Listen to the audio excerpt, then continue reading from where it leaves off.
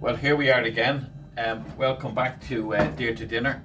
I'm just going to do part two of butchering a deer. I'm going to start with the neck as I did in part one.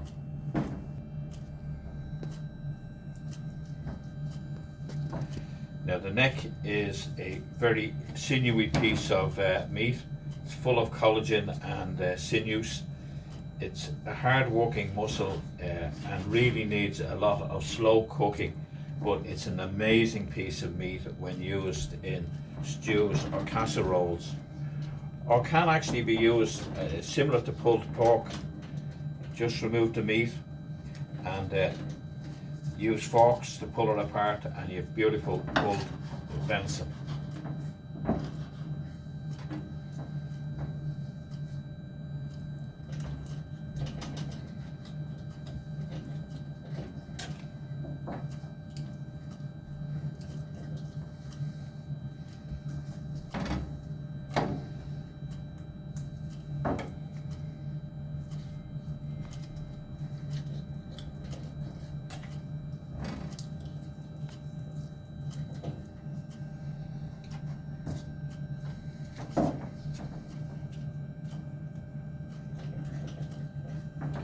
There is quite a bit of meat on it if you take your time, and you'll get all of the meat off it.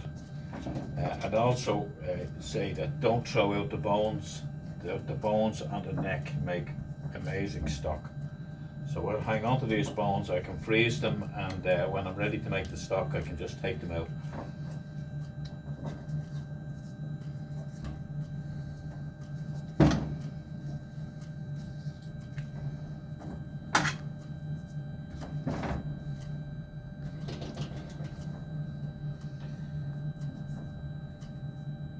Also be used in mince because you're going to slow cook mince anyway, so it will tenderize the meat and it adds a lot of flavor to your mince.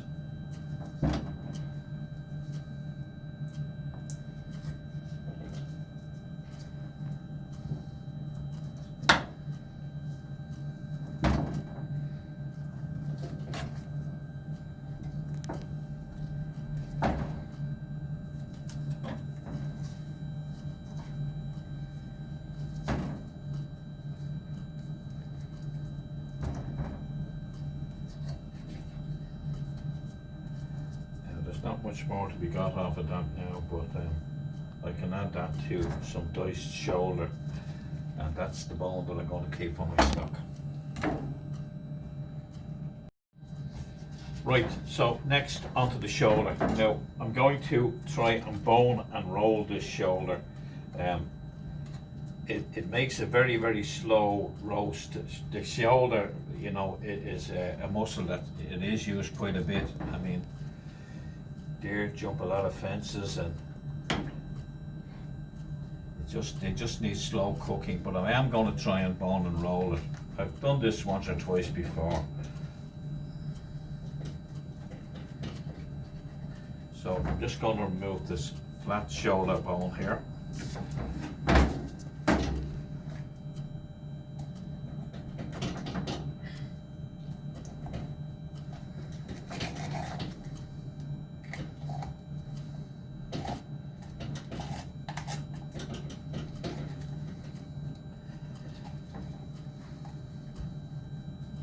Like that too, the shoulder can actually be used for diced. I mean, sometimes I do dice it, depends on what's in the freezer at the time. Sometimes I'll mince it, or sometimes I'll just slow cook it.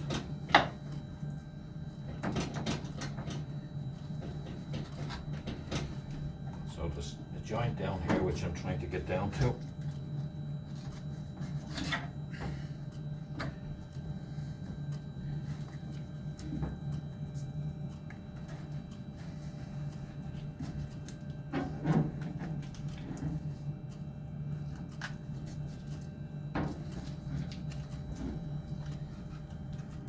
I don't usually keep this bone for stock because, to be quite honest with you, there's very little on it. There's no marrow in it either, so it's of little real value to me. And next I'm going to try and remove the second bone.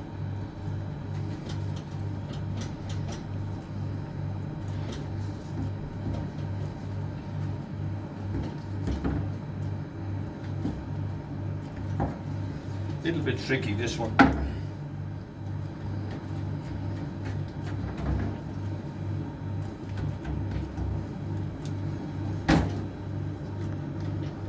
But just walking the knife around, you can do it.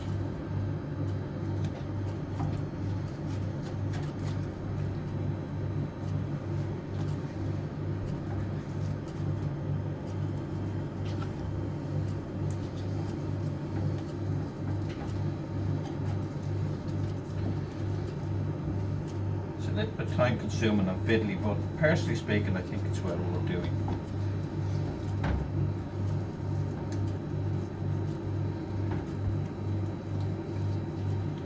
You can find the joint down there. Just walk the knife into the joint.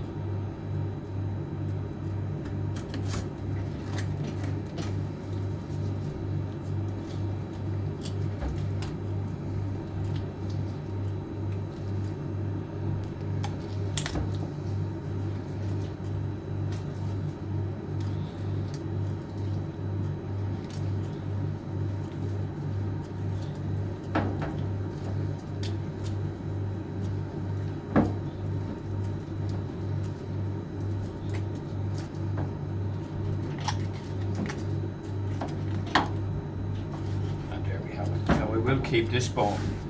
There's a good bit of marrow in this bone, so what I'll do is I'll cut it in half before I freeze it. Now I'm going to leave the shin bone on when I bone and roll this. I'll actually put that in with my mince.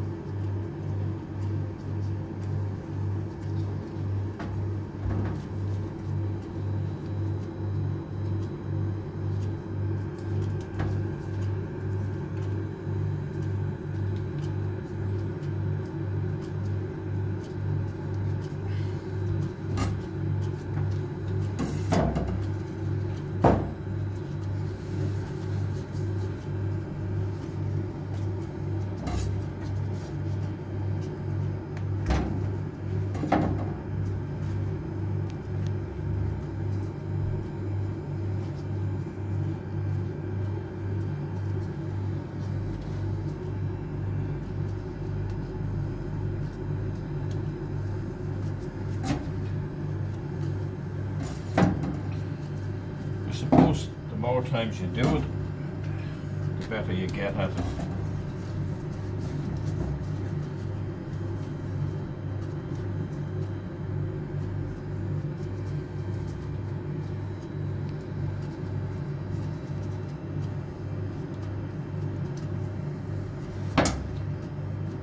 There we have a boned and rolled shoulder.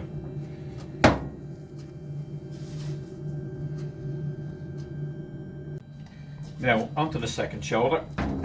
I'm just going to take the meat off of this and I'm going to mince it because I'm actually running low on mince, and we do a lot of cottage pie, at least use one a week. We also make our own burgers, we make our own meatballs. So I'm just going to take the meat off, put it in with the rest of my mince, the trimmings off my neck from earlier. Again, very simply, take away that flat shoulder bone.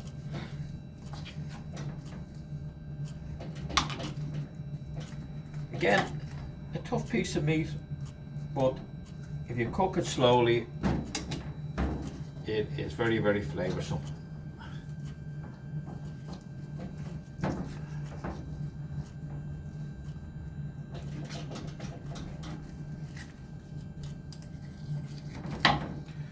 Now I'm going to just trim up this bone before I dispose of it. Don't like wasting the meat. The animal gave up its life, I should respect it by using all of the meat.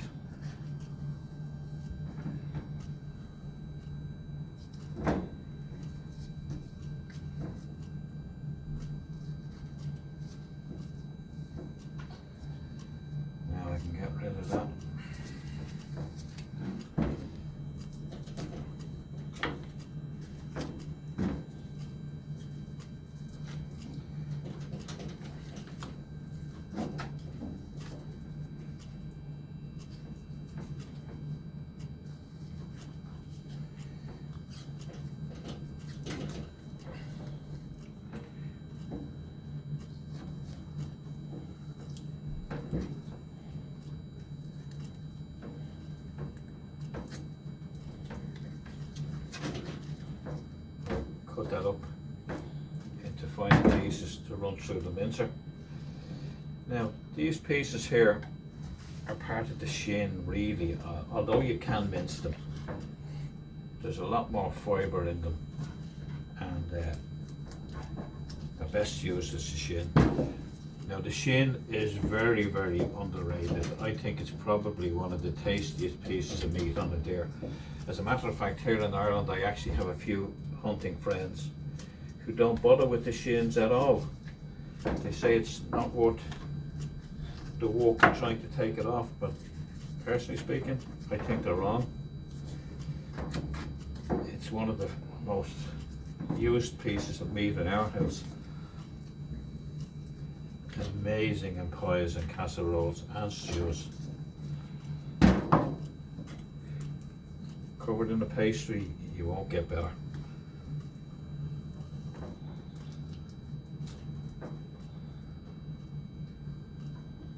So I will add this shin to the shins off of the hindquarters, and again we have a bone. Keep the bone. Keep the bone for the stock.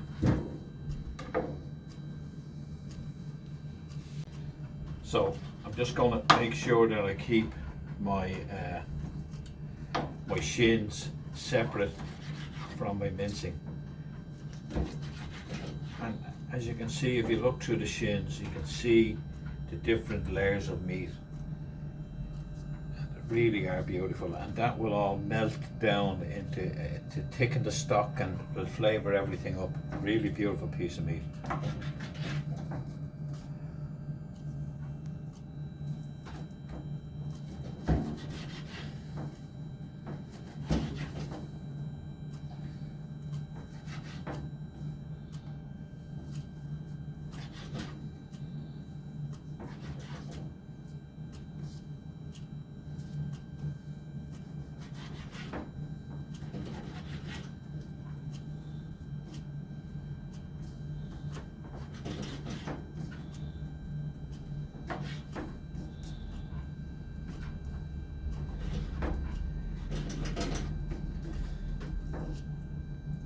Just trim down my other pieces to go through my mincer, and I'll keep that over there with the mince. Same here, here's a piece of meat here. Again, I'll just trim this down to help it go through the mincer.